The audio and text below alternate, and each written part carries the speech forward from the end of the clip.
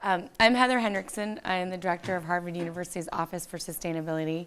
We are delighted to be here today and give you a little overview of our campus sustainability efforts, but really take advantage of our guest, Arlene Blum, who is here from the Green Science Policy Institute. And she fits in very nicely to talking about one of the key areas of focus for us on sustainability moving forward here at Harvard. So I also just want to thank Jim Clem and the Center for the Environment for having Climate Week this week and having a number of talks with faculty and others that I think are really terrific for our community. So before I introduce Arlene, I'll give you just a quick understanding of sort of what's our vision for sustainability here at Harvard and why is it so important that we've asked Arlene to come speak to all of you. So I would sort of say that in my opinion, the three keys to sustainability and why it's working here at Harvard are, first and foremost, we have very senior leadership support from top down. Our dean, our president, our deans, our executive vice president, and others. Secondly, I think grassroots. I see former students and students in the room, and that real support of driving us to continuously be better and address global challenges is at the heart. And I would say you're joined by a lot of staff, as well as faculty that really care about these issues. And alums, I'm sure we have alumni in the audience. And then third, I think what our office tries to do is really act in the middle and bring these two groups together and really create a vision and a roadmap. And that's what our university-wide sustainability plan is that we launched last year, and there are copies for folks to look at. So I'd sort of start by saying the challenge. So I think the challenge is we have 26 million square feet, 700 buildings, 13 schools, multiple departments, a very diffused institution. And so that is a challenge, is sort of how do you get everyone, for instance, aligned and working against even one goal, let alone a series of goals, and how do you think about implementing and trying to become a sustainable community in that environment. And the good news is that I think that actually there's a lot of benefits to being decentralized.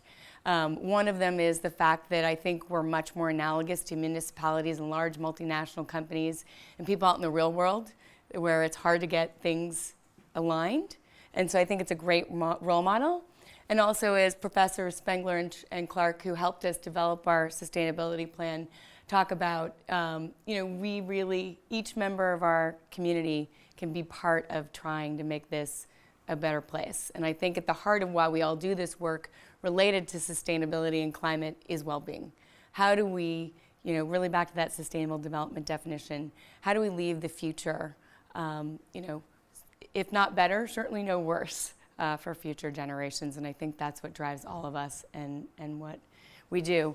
I would say, probably on a more personal note, this is what drives me. This is my daughter, Liv. You might have grandchildren, children, nieces and nephews, even the dogs in the back, that drive you. So this is what I keep remembering in the back of my head.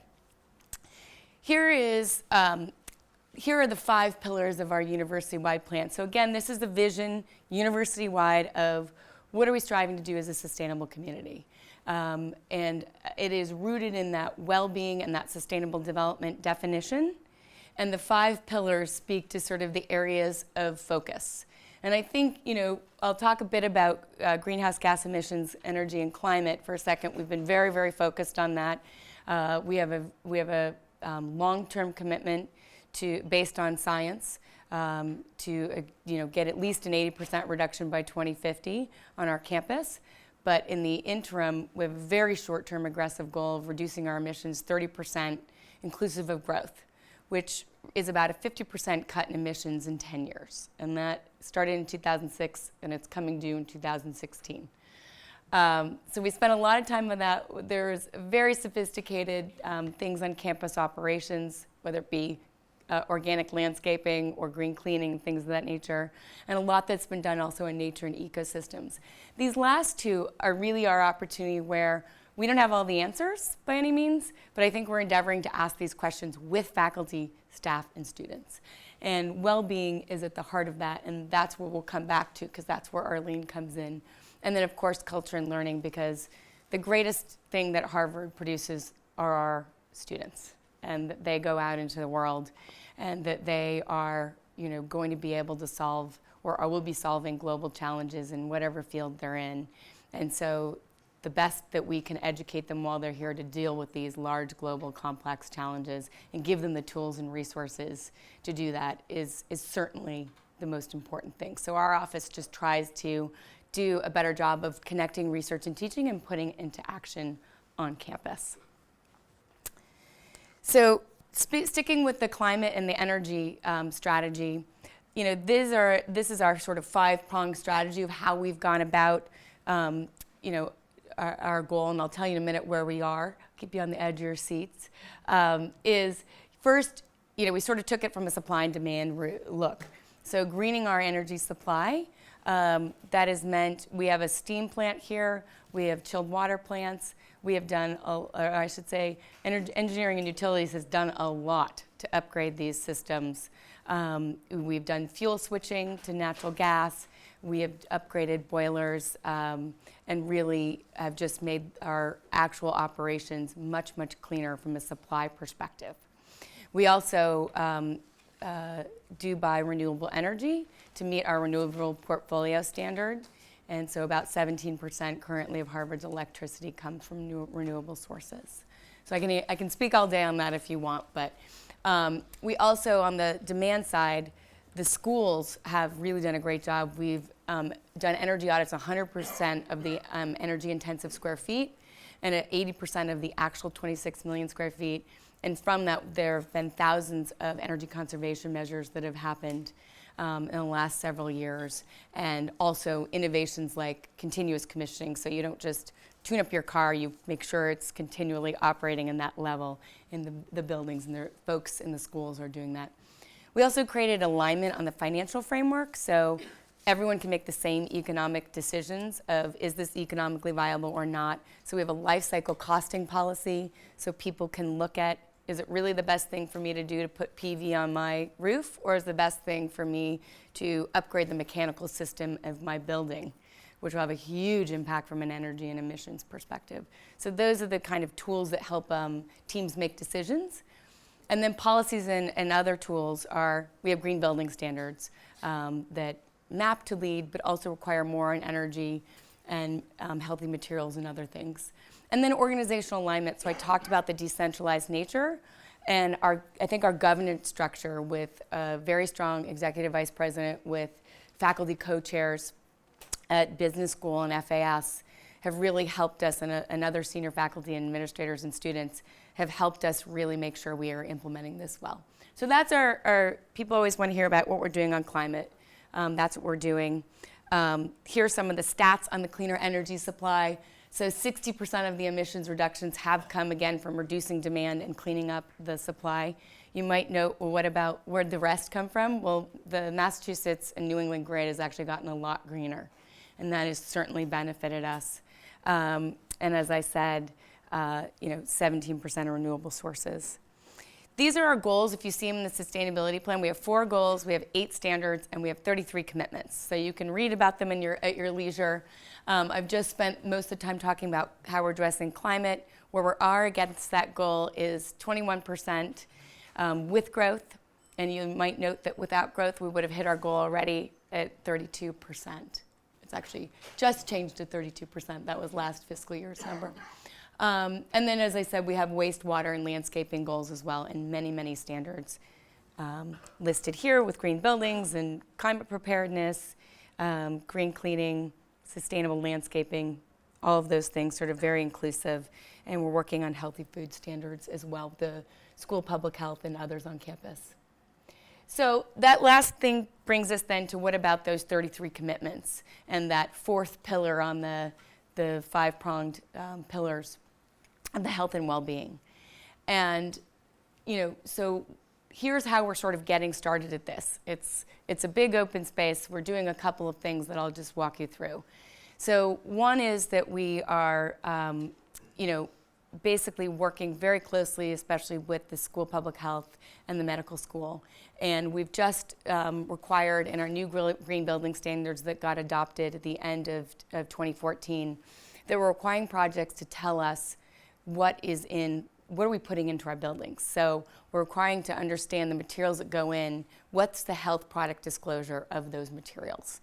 This is something that the U.S. Green Building Council has been driving, and we map to that, but I think the exciting opportunity for us is to take what we learn and work with researchers and look at where we have our biggest exposure impacts and see how we can start to trade off and use different alternatives or eliminate things. And so, we're starting from a research perspective and trying to understand, and then we'll move to action. The first sort of thing that we're also starting with amongst sort of building materials is chemical flame retardants that are in furniture. And we're enabled to do this because the regulations have changed in Cambridge. And so we are looking at, we have a partnership with Strategic Procurement. They've gone out and surveyed our 28 priority furniture providers. The good news is 26 of them provide all or part of their furniture without chemical flame retardants. So this is good news. That means this is not going to be difficult in theory to do, and it actually is going to save us money. I just heard a stat that Partners Health, that are the large Harvard hospitals like Mass General and Brigham and Women, because they're in Boston and they have to meet a much higher flame retardant standard, they have estimated that since this law went into place, they've spent an extra $50 million putting toxic chemicals into their building. So we also are going to be able to save money, which is great. The other areas, so one is looking at the building materials. That's what we're doing to define initially health and well-being. The second thing that we're doing is to look at, and just, as I said, materials overall. The second thing that we're doing is working with our friends in Work Life and Healthy Harvard on mindfulness training and looking at mental health and how do we measure this and how do we make a difference. The Kennedy School also is doing a great project, which is to take the university-wide sustainability plan, and they're actually mapping and saying, okay, that's the university-wide sustainability plan. How does the Kennedy School do that? But what uniquely does the Kennedy School bring to the table that they might further at their school, and using research and teaching to link up to that? So for instance, Bill Clark, who heads up their sustainability science program, has been very involved. And so the initial work of a cross-sector group of people representing the school to him was to say, we want to not just do the regular things of energy reduction, waste reduction, water reduction, even looking at the resiliency of the building, but we really want to decide and measure what's health and well-being for the people, most important things in the building, at the Kennedy School. And the dean's response was, I'm really excited to see that you've thought so strategically about sustainability and not narrowly, and not just about resource reduction. And so they're in an ongoing platform of looking at what can be done. And then again, as I said, we're working with the Work Life and Healthy Harvard on mindfulness programs and other mental health things to measure. So that is some of the things that we're doing. And I'd say that those sort of, there's the CFR, the chemical flame retardants piloting, and then the institutionalization, trying to, again, actually get this to happen with strategic procurement. And our office is working with a code consultant to write some guidance so that these projects can actually change their policies. And then the outreach and training element to it too, where we're working with students to put out some guidance. And hopefully, we've been told, are shaping some market solutions as well. So that's sort of what we're doing on health and to define it. And then there's many things that we're working on with especially Walt Will at the School of Public Health and others on nutrition and those healthy food standards, as I mentioned. So sort of a three-pronged approach at the moment. But before I introduce Arlene, I do want to say the other key thing that our office does, again, mapping back to mission, is, I think, really foster student leadership. And this is a photo of our Council for Student Sustainability Leaders. I see some of them in the audience. And this is a group of students that sort of do two key things. One, they advise us. They were very instrumental in advising and shaping our sustainability plan. They keep us on our toes and make sure that we're also continuously improving everything that we're doing. And they also are frequently our research study folks and contribute to how we do these things. So they play a critically important role. And we try to also give them some benefit by letting them meet with world leaders, like this is the head of environment and forestry in India, and having lots of dialogue and exposing them to people who are thinking about what we're doing at a community level on a macro, even bigger level. So this is how to connect with us. Green at Harvard, you can email me, and sustainability@harvard.edu gets to us as well.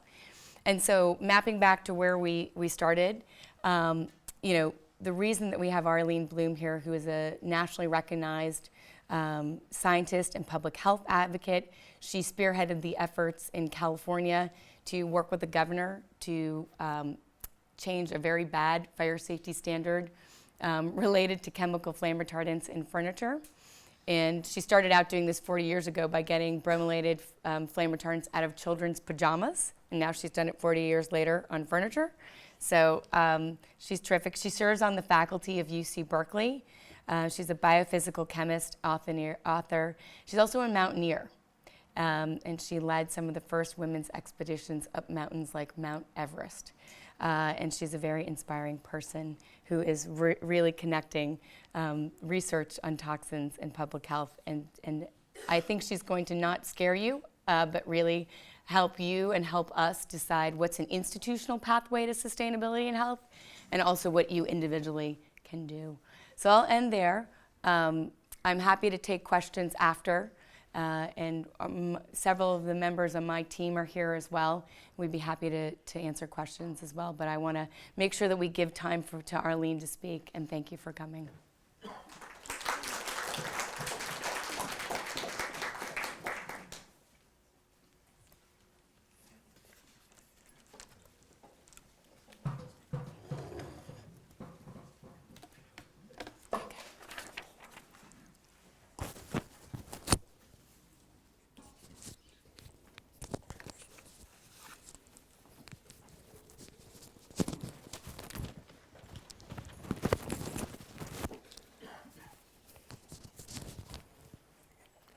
Thank you, Heather. It's really impressive what you're accomplishing with your sustainability work here at Harvard, and I know many of you in the audience have contributed, so I'm delighted to have this opportunity to share some other. I have one in my bag. There isn't. Okay. Mm-hmm. I'll just get one.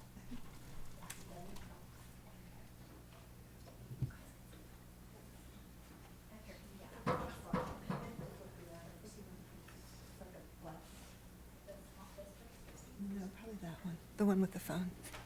Anyway, we'll look for my light pointer. But so I'm here from the Green Science Policy Institute, and you'll hear more about us. Our objective is to bring good science to decision making. And so actually I'll start with my favorite question. How many of you think if a chemical's in your shampoo or your toothpaste or your chair, there's someone making sure it's safe for your health? Okay, one person. Okay, well, this is a very well-educated audience because that's what most people believe. I used to believe it, and sadly enough, it isn't true. Foods, drugs, and pesticides. Can everybody hear her okay? No, we need it's not for the room. Oh, this one's not for the room. Oh, okay. Heather does project. Okay, so I need to talk a little louder. Okay. Foods, drugs, and pesticides, chemicals that go into our mouths, are required to be safe. We might argue about how good the safety requirements are, but there's definitely testing requirements. All other chemicals are governed by the U.S. Toxic Substances Control Act, TSCA, and when it passed in 1976, they said that 62,000 previous chemicals were grandfathered. That means they're fine. And even asbestos, which kills 100,000 people a year, cannot be regulated by the EPA, which says something about their inability to regulate or to protect us. 20,000 new chemicals have come on the market since then. There's no requirement for any data, any health information.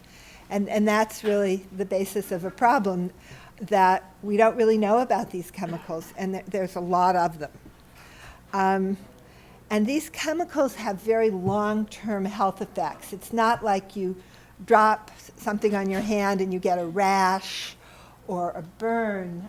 This is an ad from the 50s for DDT wallpaper in Disney designs. And so that's Dumbo.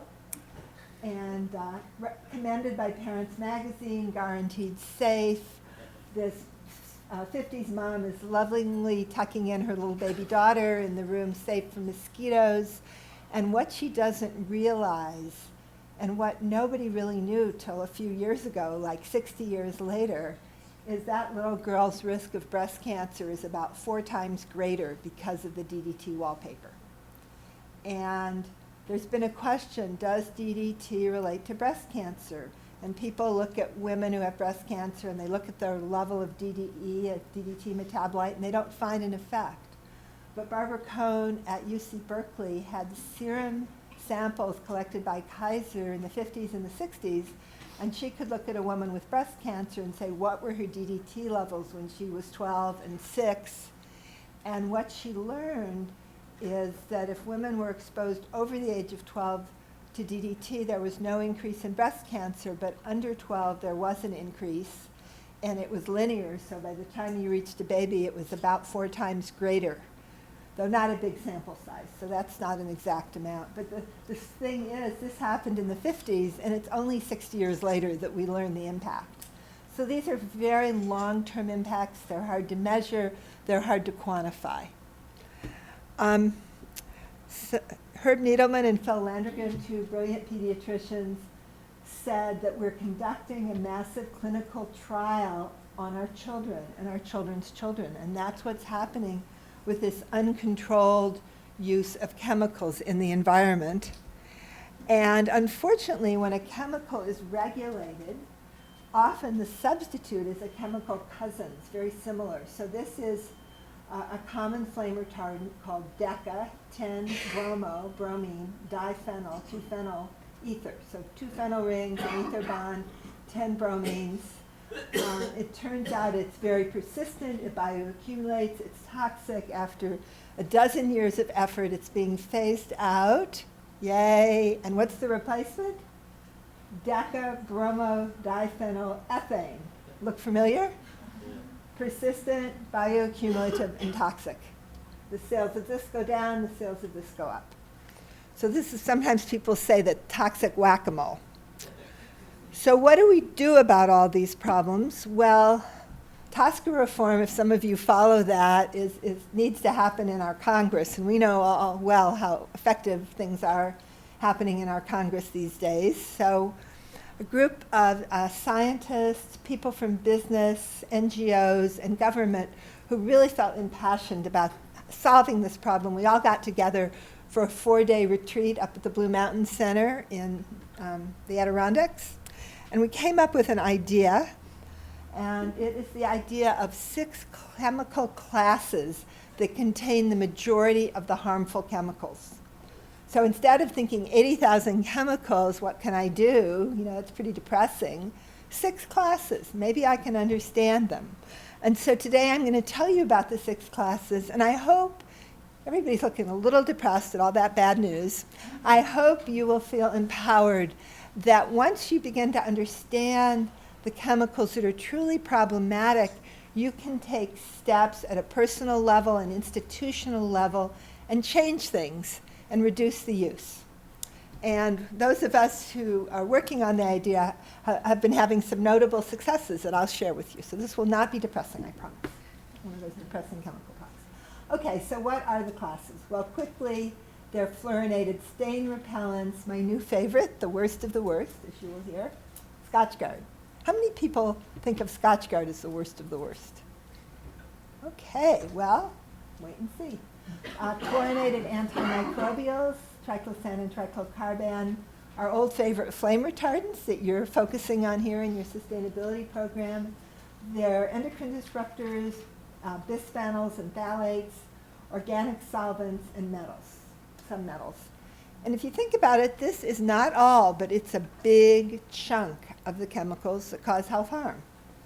And we can learn about these 6 classes, learn where they are, and learn how we can reduce their use. And I'll give you a clue that while government, it's hard for government, they're not going to be able to regulate a whole class.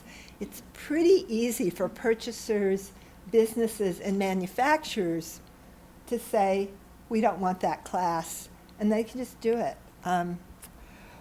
And when chemicals are in that class, in a harmful class, maybe you don't know about every one, but say everyone that's ever been studied is harmful, and here you've got a brand new one. Do you really want that in your home, in your dust, in your body? So the question is it necessary? Is it necessary, and is it worth it? So if you say to a mom, well, you can have a nice stain-resistant carpet, but when your baby crawls on the carpet, they're going to get a highly toxic stain repellent that's going to stay in their body for years and stay on the planet for centuries. Is that worth it to have a stain repellent carpet? And the mom, who knows, but she might decide it isn't worth it. And so if you think the chemical is necessary and it's worth it, then you really want to say, okay, I want that function, I want a stain-proof carpet, and let's really invest in a safer alternative. So that's what we're going to be talking about. Green chemistry, safer alternatives. It's been around for 30 years. Everybody talks about it, but it hasn't really gotten solid investment. So green chemistry is the design of chemical products that reduce use of hazardous substances, and also just finding ways of doing things without chemicals, different ways of making things. Okay, so my favorite now, class 1, the fluorinated chemicals.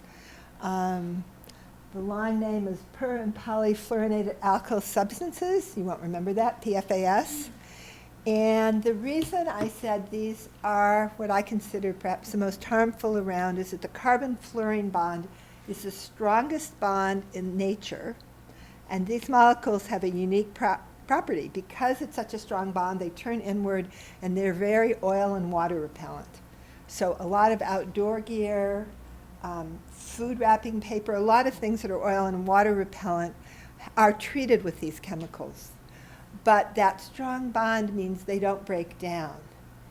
And they don't ever break down. Geologic time, do you know what that means? Millions of years. Longer than mankind is likely to exist, even without climate change.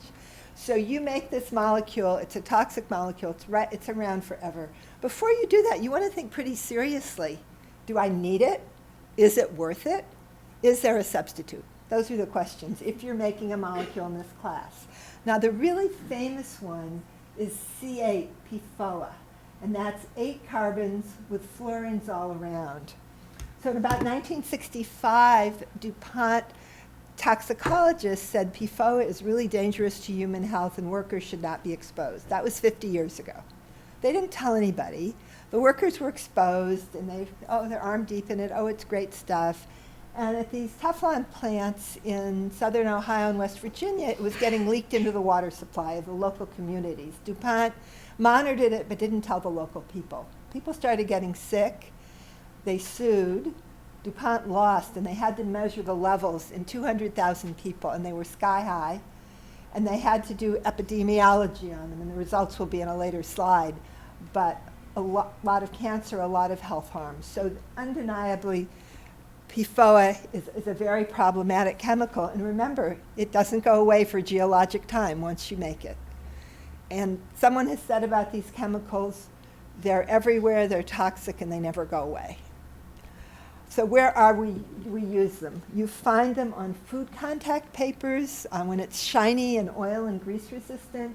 We've done a study of local food contact papers around Berkeley, and some of our most organic restaurants have this in their food contact paper. We're telling them and they want to get it out. It's in microwave popcorn bags, certain cosmetics. On cosmetics, it'll be on the label. You can look for fluoro, only certain brands. Clothing, carpets, furniture. The outdoor industry is just drenched in it. And I always say, well, if you're going to climb Mount Everest, maybe you need it, but you need it in your surf shorts so they'll dry more quickly. So, and what are the effects? So the study of the 200,000 people, and so these are not what we want human epidemiology studies, found 4 kinds of cancer: thyroid disease, delayed puberty, decreased fertility, reduced immune response. Actually, the reduced immune response is from Philippe Grandishin, who's a professor here at the Harvard School of Public Health, elevated cholesterol. And there was recently an article that studied the 5th graders in the local schools have elevated cholesterol. So this is really, really serious. And guess what? It's being phased out. In this year, 2015, it only took 50 years since the harm was discovered. And, oh yeah, this is a great book. Stain-resistant, non-stick, waterproof, and lethal. The story of C8, because of 8 carbons. And I read this while I was trekking in Nepal with somebody who was a chemist who specialized in studying these molecules. So that really helped get my attention. Anyway, the book is quite good, and DuPont has read it and doesn't say anything in it is not true, but it's pretty shocking. So C8 is being phased out now after 50 years. And what's the replacement? C6. 6 carbons, all surrounded with fluorines. And you know what? Doesn't go away for geologic times. It's in groundwater, wastewater, and seawater. We don't have very much toxicology data yet, but the levels are increasing in human blood. And the thing about C6 is there are 30 forms of C6. So it took us 50 years to ban 1 form of C8. What are we ever going to do about 30 forms of C6? Are we going to be able to study those, get data, make a decision to protect ourselves? So to me, this is the argument for the class concept. You know, that I mean, we talked to DuPont, and I'm like, C4, C6, C8, C10, C12, C nothing. We don't want it in our consumer products. And I think when people understand that, they can start asking. The outdoor industry, you think you're going to the great outdoors, you don't want to be coated in C, now it's C6. It used to be C8. Except it's a voluntary, by the way, all the EPA could do was get a voluntary agreement to phase it out, and it did take them about 50 years. But somebody wanted to do a study who's in the state of Washington, and I said, go to REI, buy rain jackets that come in from China, and I bet you'll find C8. Because China's still making it, and it's not illegal. So here we are. But I think if consumers just, every time they walked in to buy some outer gear at REI, said, I don't want to buy anything with fluorinated chemicals, the message might go there. I mean, this message needs to go out broadly. So we put together a Madrid statement on the harm of these chemicals at a big scientific meeting in Madrid. It was signed by about 200 scientists. It's going to be published on May 1st, coming right up in Environmental Health Perspectives, a very highly respected journal. And the fluorinated chemical industry got wind of this, so they're writing a rebuttal in the same issue, which I think is great, because we want to get media attention, and the media likes conflict. And I don't think their story is very convincing. You know, it's hard to say this is good stuff. And they now admit C8's bad, but C6 is wonderful. So May 1st, we really need publicity. People want to help, spread the word. We hope you'll be reading about it. And the good news is all these brands are eliminating all PFAS, all from their products. Different dates. H&M already has. Levi's actually has, they actually made the decision because they were all picketed by Greenpeace, who was worried about water quality in China where the clothing is made.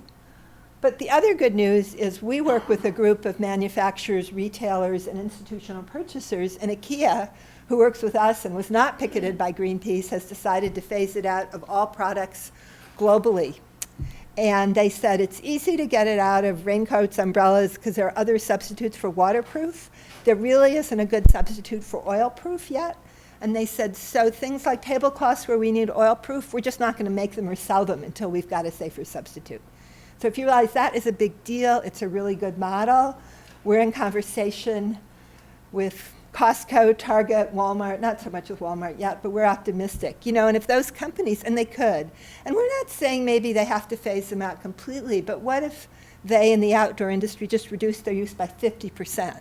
You know, so we're not saying ban them. These companies are phasing them out, well, except for Adidas, and they say 99% because they have, you know, they signed agreements. But just for the rest of the world, we're saying 50%. That would be such a huge help to our population, to our environment. And does that seem possible? You know, if IKEA and all these companies can do it, maybe the rest can too. Antimicrobials, triclosan and tricolcarban. So anybody, how many people use antibacterial soap? Anybody? Yeah. Well, it's common. And I feel really lucky. A long time ago, a biochemistry professor at Berkeley said, you know, it's really good to have bacteria on your hands. And those antibacterial soaps kill the bacteria. Now, maybe they're good for a surgical scrub, but you shouldn't use them on your hands. So I didn't. And I had no idea that they're also harmful. They look just in structure like a dioxin, very similar, which are cancer-causing harmful chemicals. And the FDA is finally about to ban them. A friend who studies, well, let's see, where are they? Disinfectants, soaps, mouthwash, detergent, shampoo. So a friend who studies them says, well, if someone has gum disease, it's a good thing to use, but should all the kids in America be using it? And maybe for a surgical scrub. But Kaiser actually phased them out about 8 years ago for precautionary reasons. They say if a chemical has a possibility of being harmful, we don't want to have it in our hospital. So the question is, do we need it? There's no proven benefit over soap or water. It's ineffective in flooring and plastic, and really no evidence that infections are reduced. So there's 6 classes. There are a series of 6 15-minute webinars that go into the science, longer versions of what I'm telling you now. And when we did the webinar series, there were about 1,500 people listening from most of the major retailers and manufacturers in the country, because they were our target audience. And after we did the antimicrobial lecture, Target called and said, this isn't for public consumption, but I just want you to know we heard your lecture. We had no idea we had triclosan in our house line of personal care products, and we're taking it out. And they can just take it out. And that's where government, it's really hard for government to make changes. Like the EPA, there's so many great scientists who want to do the right thing, but it's really hard. But companies, you know, there's no reason that companies benefit from having harmful products. And so that's why I think this approach really offers some hope. Okay, here we are at flame retardants. And flame retardants are different because they're there because they're required to meet standards. And in the 70s, standards were passed for children's sleepwear, furniture, foam plastic building insulation. And when they were passed, nobody said, do these flame retardants provide a benefit? And the answer is mostly no. And also nobody said, are the chemicals potentially harmful? And the answer is yes. Some of the most harmful chemicals we know are used to meet these kinds of standards without a fire safety benefit.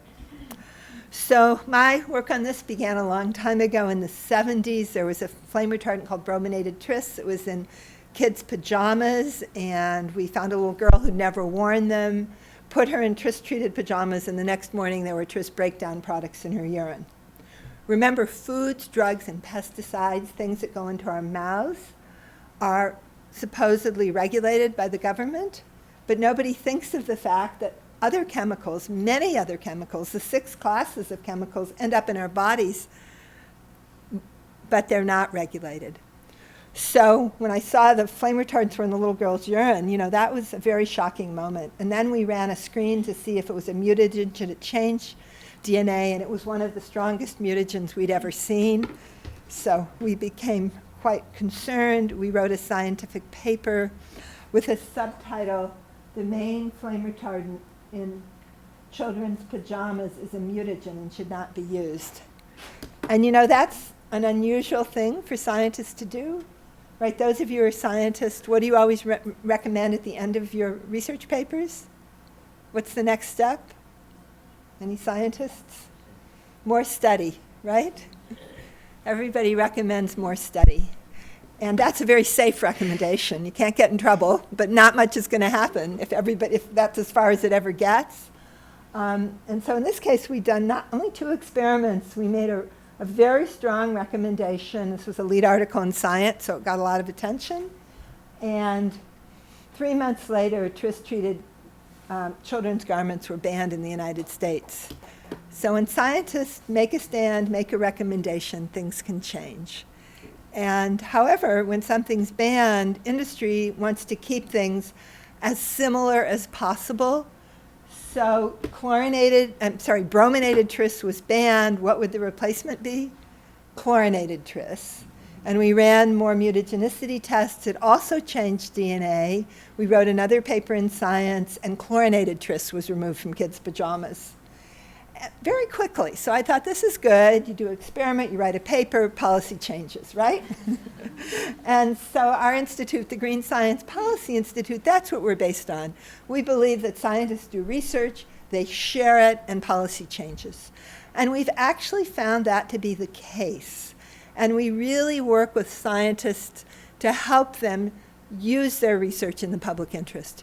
Because the scientists who study particularly toxic chemicals, they're the ones who know how harmful they are. They have the information, and they have credibility.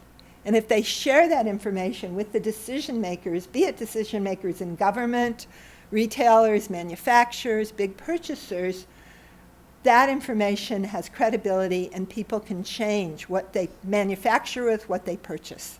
And we have found that really does work. So, well, just to go back to this, chlorinated tris. How many of you bought a couch since 2005? Okay, so you have about a 60% chance of having a pound or 2 of chlorinated tris in your couch. And if you bought your couch before 2005, don't be happy, because you have a worse chemical in your couch called penta that's one of only 22 chemicals that's been globally banned in 150 countries. And why do you have this chemical in your couch? So 5% of the weight of your foam in your couch or your chair is tris or penta. It's because of a California furniture standard called Technical Bulletin 117. If you go home and you pick up the center cushion on your couch, or you look underneath your chair, it's probably going to say TB 117. It'll be like this label, that it meets the requirements of the California Bureau of Home Furnishings. Care should be exercised near open flames. It's going to say that. And why is that? Because it's the only furniture flammability standard in the country. Manufacturers all across the US and Canada want to make one kind of furniture. So they make it for everybody to meet that standard. And that's one of those standards, remember, from the 70s? Nobody said, does it provide a benefit? And the answer with this is no. And I'm going to explain why. And it's not because flame retardants don't work. Flame retardants work, but the standard doesn't provide a benefit. Okay, does that sound a little? I'm going to explain. So what the standard says is that furniture foam needs to withstand a small open flame for 12 seconds. So if you have a bare piece of foam with tris and a bare piece of foam without tris, and you light them both with a small flame, the one with the tris will not burn for 12 seconds, and the other one will burn quite a bit faster. So the flame retardant does what it said it did, right? It kept this bare piece of foam for not burning for 12 seconds. However, if your piece of foam is made into a chair, you do a thought experiment. You drop a candle on your chair. What burns first? The fabric? And then do you have a small flame or a large flame?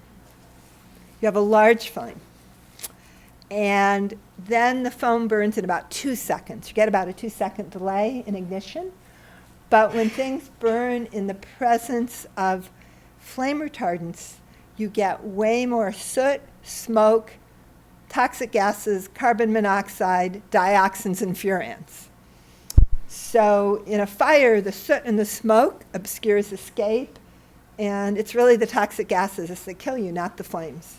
So does this sound like a good deal? To have a couple pounds of toxic chemicals in your couch to give you 2 seconds and lots more toxicity if there's a fire? So the data shows no fire safety benefit, which is different than I just want to understand, it's different than saying the flame retardants don't work, but the standard is a bad standard. And what are the health effects? So if you have a couch from before 2005, anyone have a couch from before 2005? Probably anyone who bought a used couch, you never know. Your couch is about 5% a chemical called Brominated diphenyl ether, penta-BDE. And it has been banned globally in about 150 countries due to a lot of long-term effects. Again, they're not immediate. There are literally thousands of papers about penta, peer-reviewed papers. It is so studied because it's been used so much. And these are animal studies. It causes endocrine disruption, neurodevelopmental and reproductive harm, immune suppression, and cancer in animals. But there also are a number of studies now on showing human health harm.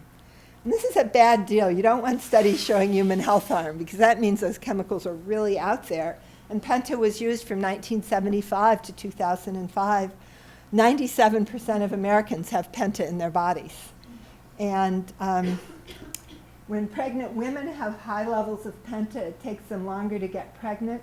They have altered thyroid hormones during critical windows of brain development that impact brain development in the fetus. So their children have lower birth weight, impaired attention, poor coordination, lowered IQ. There's an estimate the average California child has lost about 4 or 5 IQ points because of the penta. And these effects are across the population. It doesn't mean a certain child will have that effect, but across the whole population, definitely adverse effects. The chemicals, how do they get into you?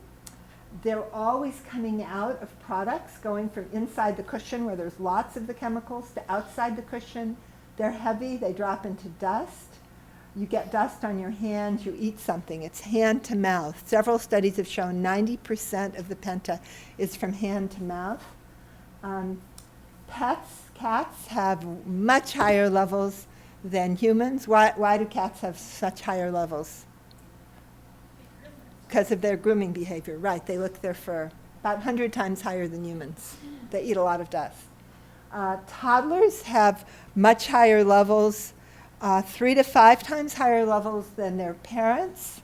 They get a first dose at birth. They have the mother's dose. You know, the placenta protects the baby against lots of things, but not against these toxic chemicals. A second dose in breast milk because the chemicals tend to be fat-loving, and then that third dose from dust. And this is when they most don't need the chemicals, when their brains and reproductive organs are developing. They become global pollutants. This penta, 98% of the usage was in foam in North America to meet our furniture standard and also in transportation. But you find it all over the world, particularly at the North and South Poles, top of the food chain predators. The highest level in the world is marine mammals off California. And again, you don't know there's health harm. Tasmanian devils have pretty high levels. They're going extinct. It's probably not the flame retardants, but the flame retardants probably aren't helping their health either. So knowing all this, I got my dust level measured a number of years ago, and it was really high, 97 parts per million. And I didn't know what to do with my couch. I hated to put it in a landfill, but after keeping it in my living room for 3 months, I put it in a landfill. There's my couch. And 3 years later, my level was 3 parts per million. And I got my body level measured then, and it was quite low. So that's like one very small study, but apparently in my case, And I think it was really high because I was writing a book sitting on the couch. And you know, when you're writing a book, you do a lot of eating, but maybe not that much hand washing. There's studies showing that the more you wash your hands, the less penta in your body. So anyway, so that was kind of good news. We're actually doing a study now in collaboration with the Silent Spring Institute where we are collecting dust from people's homes and blood samples. They're getting rid of all their toxic furniture, and then every 6 months we're continuing to collect dust and blood samples to get an idea of how long it takes before the flame retardants get out of your dust and out of your body. So as I said, there's no fire safety benefit. Oh, while I'm thinking of it, I have mailing lists. If anybody wants to hear from us once a month from the Green Science Policy Institute, if you sign the mailing list. And unfortunately, we're just about out of mailing list sheets. There are a few here, but otherwise, there's blank pieces of paper. If you could just sign information, maybe you could pass them out at two ends of the room. Thank you. So you'll hear from us once a month, and you can cancel if you don't like it. We won't mind. Okay, so TB117 foam in a couch versus non-TB117. There are a lot of studies showing no significant fire safety benefit. So what do you think? Is it time to change our flammability standards so we don't need TB117 foam? And you remember back in the 70s, we did the science. It took 3 months. So we came up with legislation that would increase fire safety without flame retardants. Sounds like a good idea. And it was supported by firefighters, scientists, the public, and the foam industry, the furniture industry, the fabric, all the industries involved supported it. Retailers, manufacturers, everybody supported it. But there was a 6-year period and 4 bills, and they never passed. Why would that be? Californians for Fire Safety. And they were very concerned about fire safety. This is part of a $6 million 1-week-long advertising campaign when it looked like a bill was going to pass. And who are they? They're the makers of the flame retardants, Albemarle, Chemtura, Israel Chemicals Limited. The bromine, a lot of it comes from the Dead Sea. It's pretty cheap. You've got an ocean full of bromine. You make a flammability standard, you can charge whatever you want. So the problem with flame retardants partly is that they're so profitable. Very profitable companies. I thought, is there anything else you could do with the bromine? I mean, you can use bromine salts in your hot tub, that's fine, but people don't use that much. And someone said, well, the only use we know of for bromine is if you attach it to a drug, the drug will stay in your body for a really long time. And I thought, right, that's just what we want. So anyway, after those 6 years, and I kept pitching the story to journalists, and nobody really did a good job until the Chicago Tribune did this amazing series, Playing with Fire, and the first headline says it all. A deceptive campaign by industry brought toxic flame retardants into our homes and into our bodies, and the chemicals don't even work as promised.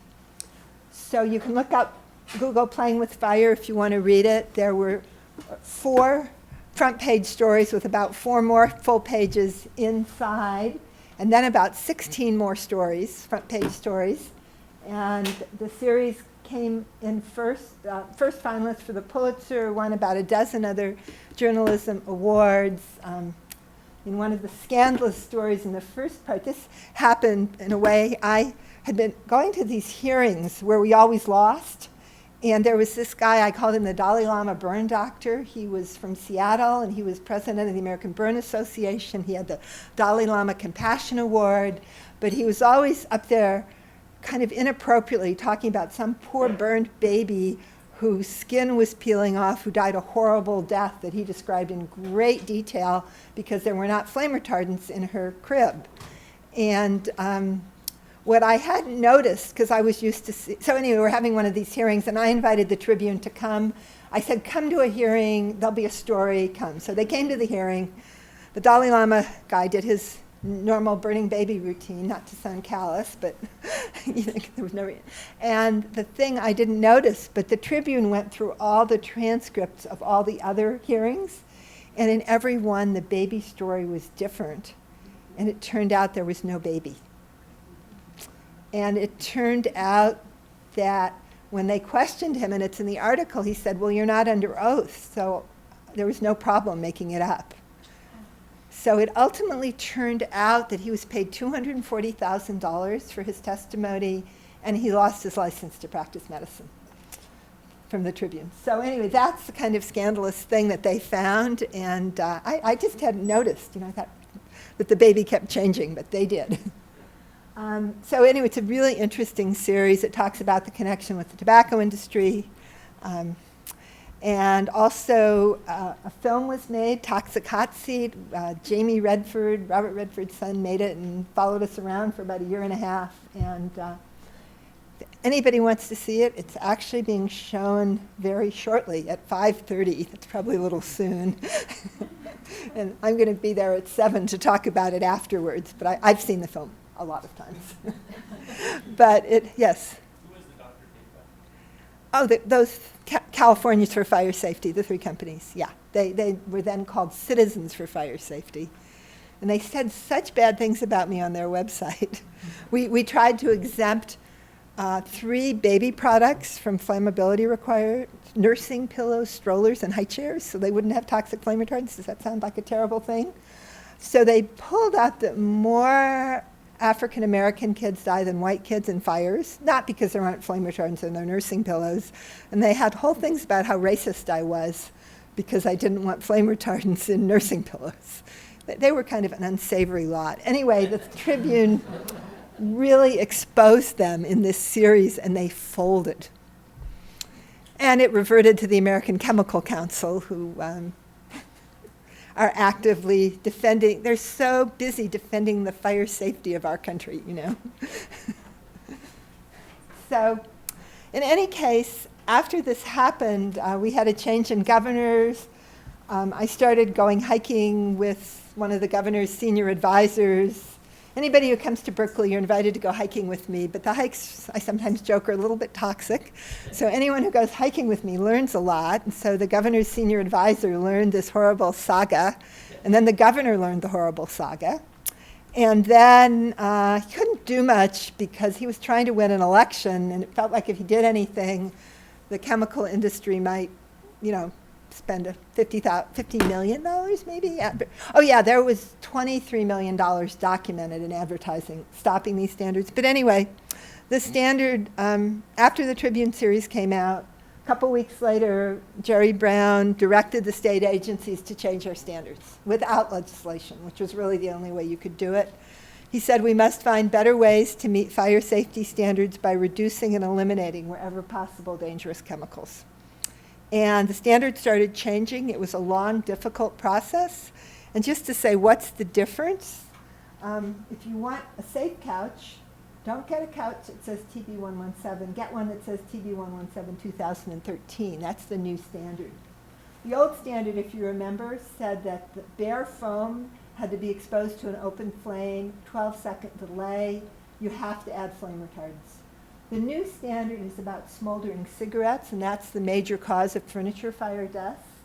And they're protected by smolder-resistant fabric. So if your fabric is leather or heavy synthetic, it will resist a smoldering cigarette. If your fabric's cotton, it would burn, and you have to put a fireproof barrier between the cotton and the foam. But basically, you're protecting the foam source, which is the fuel source, the foam, which is the fuel source, from ignition.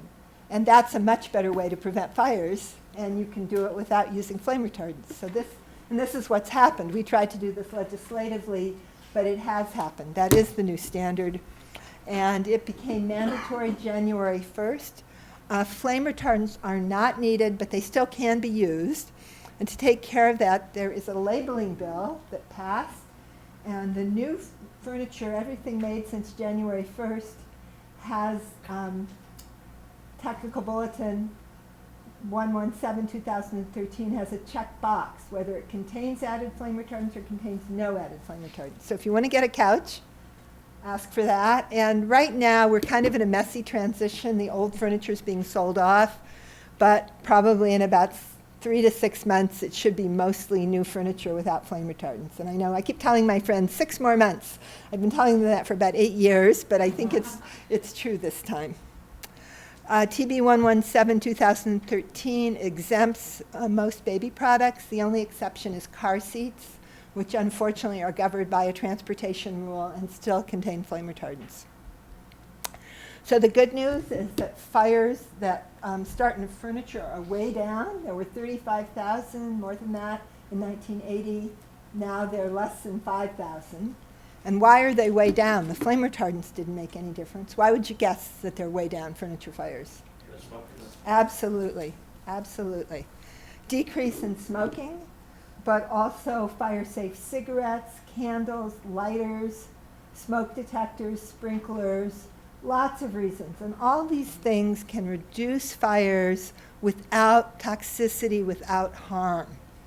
But yet there's a big effort. We were just at a great meeting sponsored by the Silent Spring Institute with some of the top fire officials about the fact that there is a big push by the National Fire Protection Association here in Quincy for a new open flame standard that could lead to lots more flame retardants. And I know. Why do people keep pushing on something with this huge known toxicity and a really minimal potential benefit? And I have to say the companies that do testing would like they want an open flame standard where you burn whole pieces of furniture. Why would the testing companies like that? Because that test is really expensive. They make a lot of money. The chemical, we don't really know who's doing it. But anyway, so there's a big effort, but hopefully it will all turn out all right, because it just seems really silly to be doing that again, doesn't it? Really silly. The other thing we're working on is, remember, foam plastic insulation. In the 70s, there was a requirement that insulations, and these are the very insulations that make buildings energy efficient, they're all treated with quite harmful halogenated flame retardants. And even places like below the slab, so there's only contact with cement and soil, like no fire source, no oxygen. All the foam has flame retardants. And we have been working just to get an exemption for foam down here to not have flame retardants. And we're encountering incredible resistance. And indeed, my kind of favorite story is the flame retardant industry said, well, what if there was an earthquake that split the foundation and somebody stole the foam without flame retardants and put it to a bad use? And everybody's mouth drops down like, yes, I know. But they are actively lobbying. We're trying to change the international building codes. The hearing's in about 2 weeks, and nobody knows how it's going to come out. And all we're saying is to allow foam plastic insulation without flame retardants when fully protected below grade, and not even to require it, just to allow it, so there's a choice. Legislation did pass in California for our fire marshal to investigate, and if there was no fire hazard, to recommend to our building commission that flame retardants not be required. And for a long time she said, well, below grade it's a no-brainer, you just don't need flame retardants. And then the final report came out and it said, oh, and by the way, she allowed anybody who wanted to join her advisory committee, a very labor-intensive year-long committee. So do you know who was on her committee? About 18 people representing industry and about 4 others. And so her final report said, the majority of the committee thinks it's a problem, but a few people think you should be allowed to have foam without flame retardants below grade. So this is not encouraging. So we'll know in a few weeks if it passed the International Residential Code. Yes? Is there evidence, obviously, children's pajamas and furniture, you're in direct contact, have there been studies showing that you're still getting leaching effects in kind of encapsulated? Well, that's a really good question, and the answer is you find the chemicals in dust in houses, but they are about 80% is used in insulation, about 20% in other uses, and nobody really knows. But when you look at the whole life cycle, it's, polar bears everywhere. And so there's a lot more of this, and it's growing as buildings get more energy efficient. You have a lead platinum building with big wall cavities full of polystyrene. You have a lot of toxic flame retardants. So, to make hundreds of millions of pounds of these, if there's no fire safety benefit, it's not as dramatic as your nursing pillow for sure, but it's for the planet. If you don't need it, go back to that. Do you need it? Is it worth it? And in this case, probably not.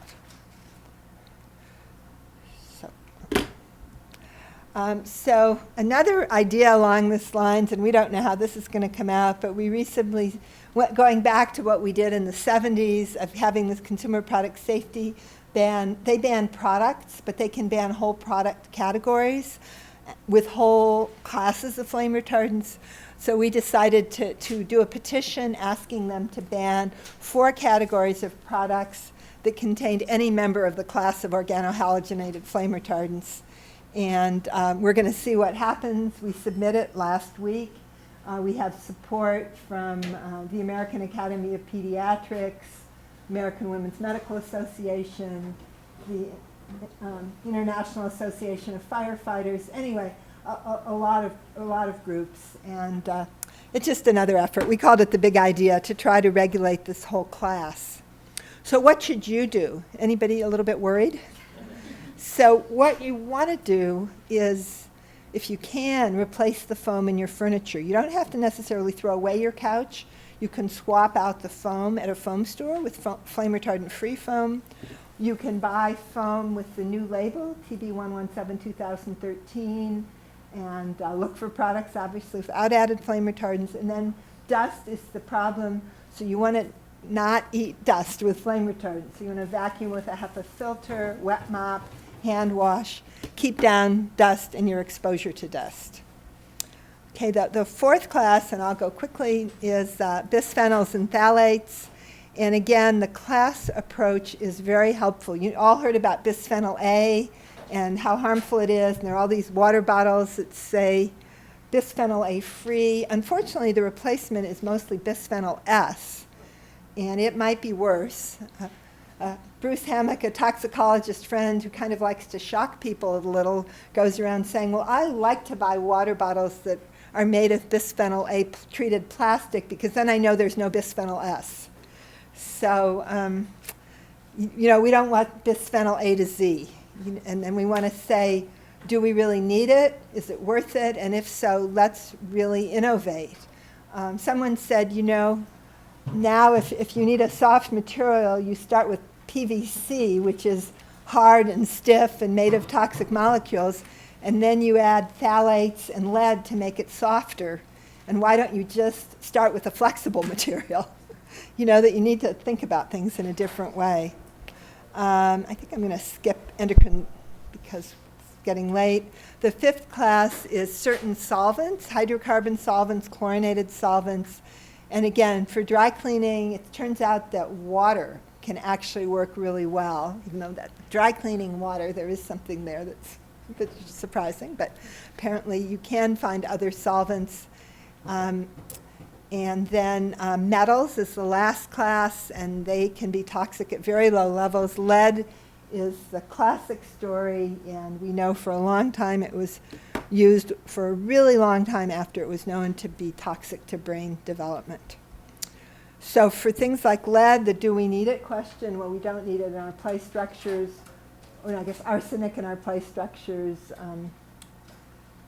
lead in mascara, you don't need it in rubber duckies, but maybe we do need metals in our phones and other things. So metals need to be used appropriately and carefully.